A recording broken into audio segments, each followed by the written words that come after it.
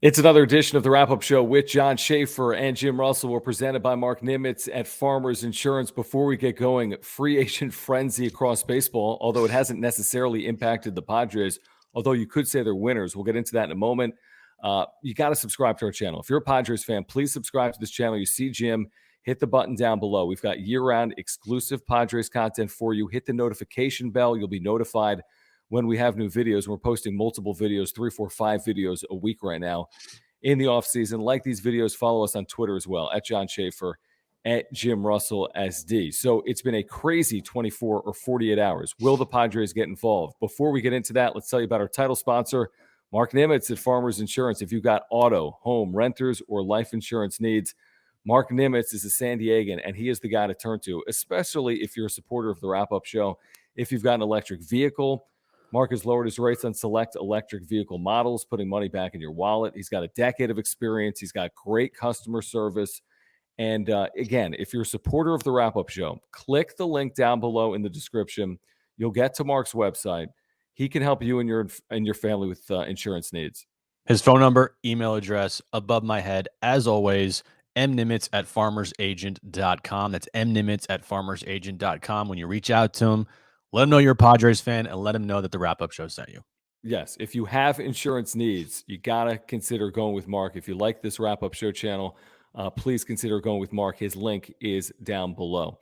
I think the Padres are winners, Jim, and I know we've seen $1 billion spent here over the last 48 hours across baseball, but when you get Scherzer out of the division and Seager out of the division, when you get Gausman out of the division and John Gray out of the division, shoot, the Dodgers paid a lot for Scherzer as well in terms of their top two prospects.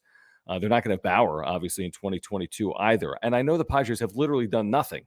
They've literally spent 0 pennies so far this offseason, and they've lost Daniel Hudson, by the way, to the Dodgers today as well. I think the Padres are in a more favorable position today than they were 2 days ago. What do you think? No, I 100% agree with you. In the last couple off seasons, trade deadlines, Padres have been the big headlines. They've been the team that has made the big trades, the big signings, Machado, Hosmer, signing Tatis to his mega 14-year deal. And this time they're very quiet, maybe too quiet. And I think some of that has to do with the flexibility of your payroll. I think some of that has to do with AJ Preller thinking, look, we're going to get Mike Clevinger back next year. That's like an acquisition right there in itself. So to him, we acquired a potential borderline all-star pitcher that was already on our roster that's coming back. And I do think the biggest move that the Padres have made this offseason was the hiring of Bob Melvin. Like, to me, that was their big splash, was making sure they got the right manager in place. And they did. They got one of the best. They got a guy that has led 3 different teams to postseasons. He's got a guy that has just an insane amount of respect around baseball from players. And it's the perfect hire for what this team needed, and that's Bob Melvin. So people might look at, well, the Padres aren't doing anything. They're not making any moves. Okay, they're not signing players, yes, but they've already made their big move. Their big move was Bob Melvin. And look, they could go out and Preller could pull a rabbit out of his hat, and he could tomorrow morning, all of a sudden, it's like, oh, by the way, we're trading Eric Hosmer and we're signing Nick Castellanos or whatever it is. Like, he still could do that. Like, I'm not putting it past Preller at all. But looking at what has happened the last couple of days, I think the Padres are in a better position now to win the National League West than they were at the start of the offseason because of, you said, Gausman's gone, Scherzer's gone, Seager's gone, John Gray's gone. The Rockies, they're not going to be signing any big-time free agents. Trevor Story, he's going to be gone. Chris Bryant, he could possibly be gone. Buster Posey is gone. He retired. That's a great point. Who knows about Clayton Kershaw, if he's going to return to the Dodgers or not. He could be gone as well. Max Muncy's dealing with his arm issue. He might miss the start of the season.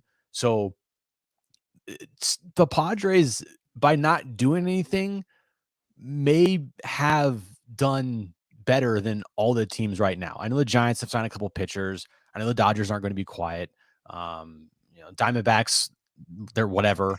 But still, the Padres have a starting rotation that could be the best in the National League West with the departures Yeah. of Kershaw and Scherzer and Trevor Bauer's not coming back, and then Gosman. Like, you have Musgrove, you have Snell, you have Clevenger, you have Darvish. It's pretty good. Now they need more. They need some depth guys for sure. I don't think those 4 guys alone can get you through a 162 game season. You're going to need more than that. But right now, they've done a pretty good job. And then getting rid of Adam Frazier to kind of help with roster flexibility, that's also a move that people might not like, but I think it was necessary. I think the only thing that I look at right now with this team that's a big concern. That would be the bullpen, because you lost Daniel Hudson today. You missed out on a couple guys that you potentially could have signed for cheap. You missed out on Corey Kluber, who I thought got the exact deal that we were talking about from the Rays. Mhm. So you missed out on a couple guys that I thought would have been really good fits. But the good thing is there's still more out there that could be potentially had.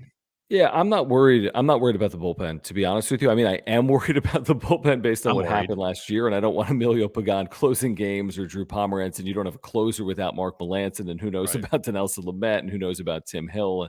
I mean, I'm worried from that regard, but I do know a bullpen can be put together in an offseason because I've seen it happen over and over again, and I do Mhm. trust AJ Preller to make the right decision with his closer because I think he's been good in that spot. It's not going to be Kirby Yates, by the way. He signs a deal with the Braves. Mhm. We'll see if it's Mark Melancon. I agree with you on Frazier. I think it's addition by subtraction. It's not personal. I just don't think he was the right fit.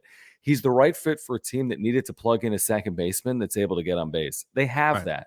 Yeah. He's not the right fit for a team that needs a left fielder or a right fielder or a spot second baseman. He's not a good bench piece because he has no power. And you get $7.5 million. And like you said, I mean, the Kluber deal was what? $8 million guaranteed 8 million with, like, I think 5 million in incentives. in That's all incentives. based on, how many starts he made. So Yeah, if he made 20 or 32 starts, 15. Yeah. that's worth a $14 million contract, $13 million contract. Well, I think if there's one thing, I think the $8 million is going to be used either on an outfielder or a Mhm. starting pitcher. I think it's a little more realistic. It's on a starting pitcher on a 1 year deal, like a Kluber deal, that 1 year, $10 million guy.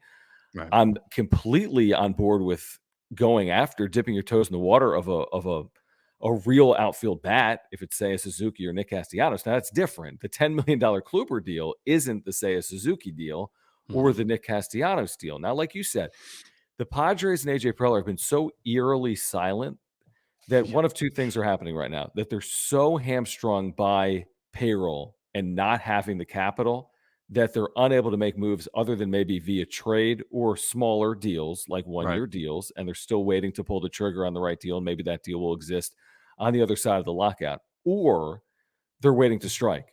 And Right. that's always a possibility with Peter Seidler and AJ Preller. There's nothing that we could say, Jim, nothing that would fully lead us to believe that it's in an impossibility that they're willing to make a sizable move. Now 100 million plus, maybe that's too high, but say a Suzuki or a starter for multiple years, I think both of those things are reasonable. It's been quiet, but you got to be careful when the Padres are this quiet. That doesn't mean that they're not going to make a move. So maybe something is still looming.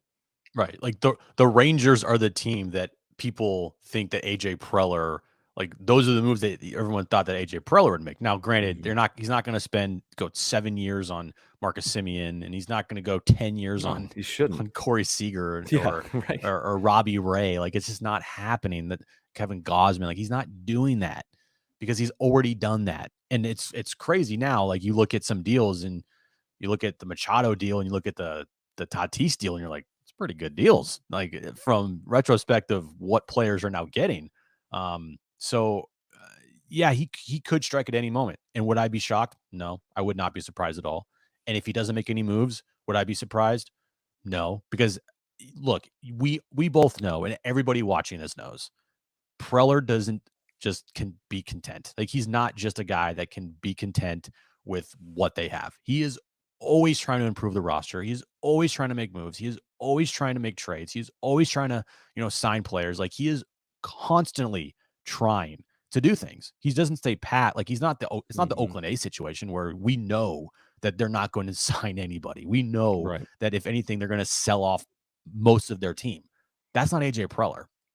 So while we've only seen one rumor, and we can talk about that. We've seen one rumor about who they are interested in, and I'm serious. Like from credible news reporters, from like guys that you go to the bank with, Rosenthal's, Lynn's, Robert Murray's, Jeff Passan, John Heyman. We've seen one person, and that's it. So we know now, like, they are locking it up. They are not saying a word. They're keeping everything quiet.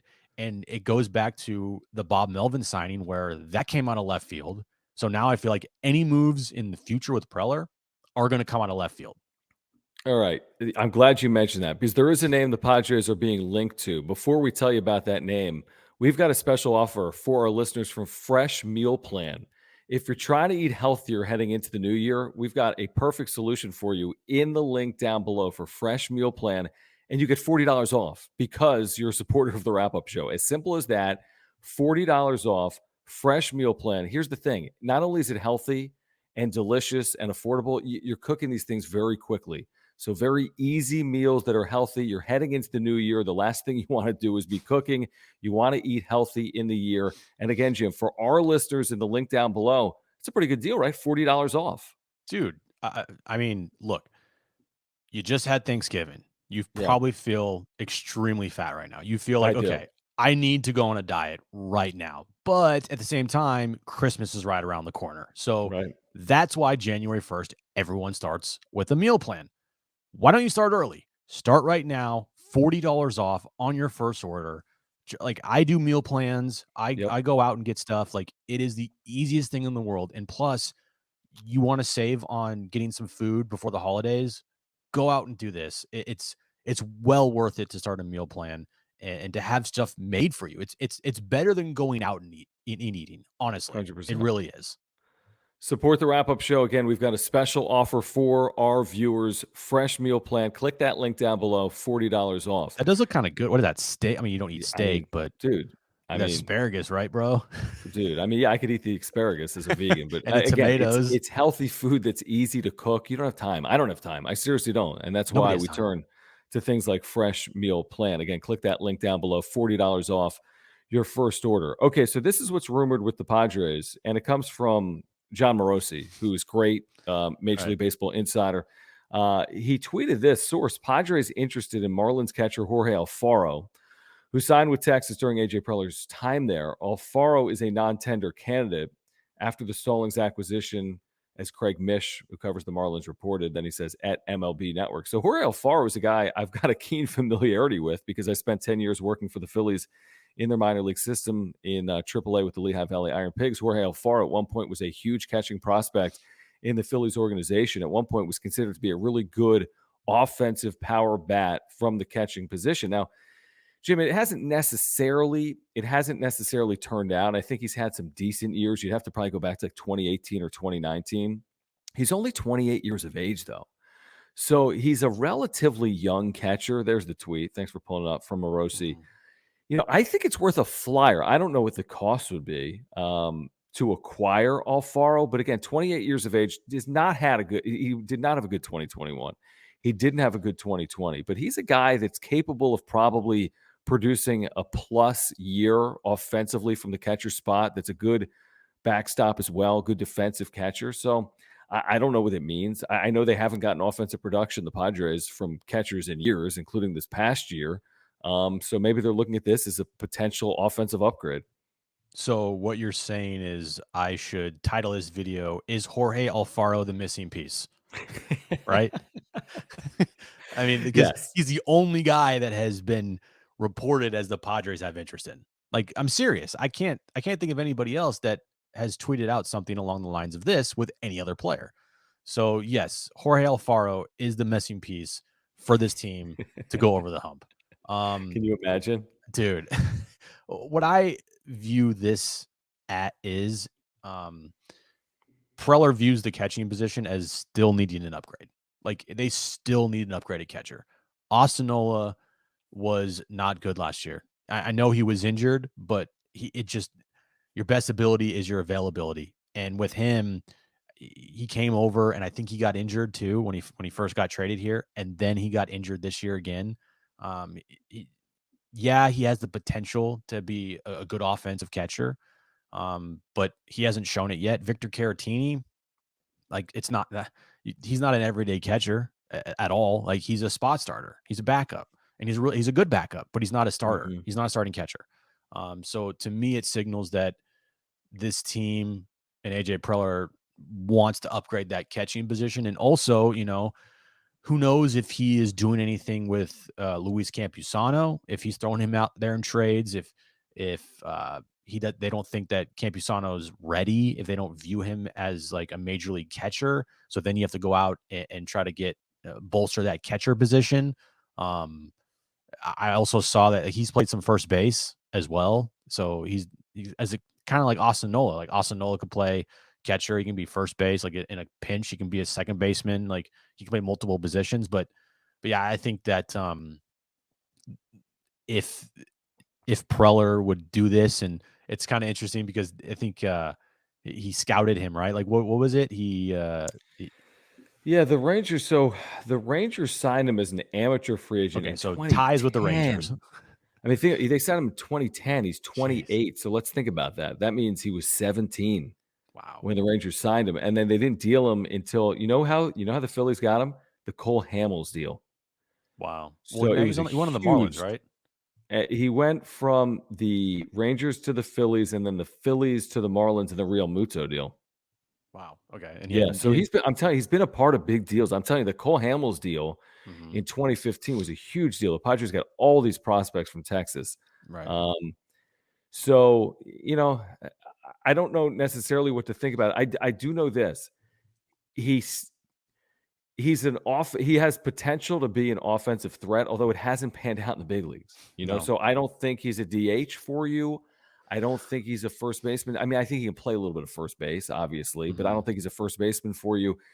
He hasn't had great offensive years. 2019, he had a 736 OPS, about as good as he's played in the big leagues. Hit 18 home runs, playing 130 games. So, I mean, how does that compare to an Austin Nola or a Victor Caratini? I mean, maybe it's a slight upgrade. Maybe they believe that he can be better than he has been. Again, this isn't a crazy move. This isn't going out and signing Marcus Semien or right. Max Scherzer. But from the Padres catching perspective, I mean, maybe it is a slight offensive upgrade.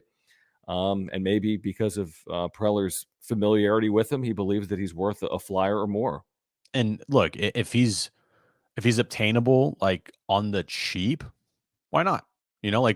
There's no harm there. And that's what we've talked about is that the problem with Preller sometimes is he always wants to go big, right? He always wants to be the splashy signing, the splashy trade. But sometimes it's the guys that are like under the radar pickups that prove to be extremely vital to a team. And maybe Jorge Alfaro is one of those guys. I don't know. Who even knows if they sign him? But Yeah. still, like going after the lower level guys, smaller deals, bigger upsides, not a lot of risk, more reward type of things. Um, yeah, I'm for it. Is it like a game changing move? No. No, it's a depth move. You hope you can get something out of them. And look, if you don't, you didn't spend a lot of resources on them. So it's not that big of a deal. Right. And I don't think he costs really anything. It's going to be via trade because the Marlins acquired Jacob Stallings from Pittsburgh, and Jacob Mhm. Stallings is a Gold Glove caliber catcher. So I So mean, the Alfaro's Marlins are on the basically move. Alfaro is definitely in the move, and the Marlins are basically saying Alfaro's a backup catcher, but that's fine. I mean, if he starts 75 games for you, if it's split between Nola and Alfaro, and you think that's a better offense at that position than Nola and Caratini, Mhm. again, it's a minor move. It's something that the Padres have been linked to, and we'll see. I mean, listen, December 1st is coming. We knew today would be big. I still think there's a possibility that tomorrow is as well. So we shall see. Mhm. But I do believe the Padres have gotten better because this division has gotten worse, and we'll see if they can actually get better via free agency as well. So much more coming for you here on the Wrap Up Show. Again, if you're a Padres fan, you got to subscribe. Hit that subscribe button, hit the notification bell, like these videos. and follow us on Twitter at John Schaefer, at Jim Russell SD. Until next time on the Wrap Up Show, this has been the Wrap Up Show with John Schaefer and Jim Russell, presented by Mark Nimitz at Farmers Insurance.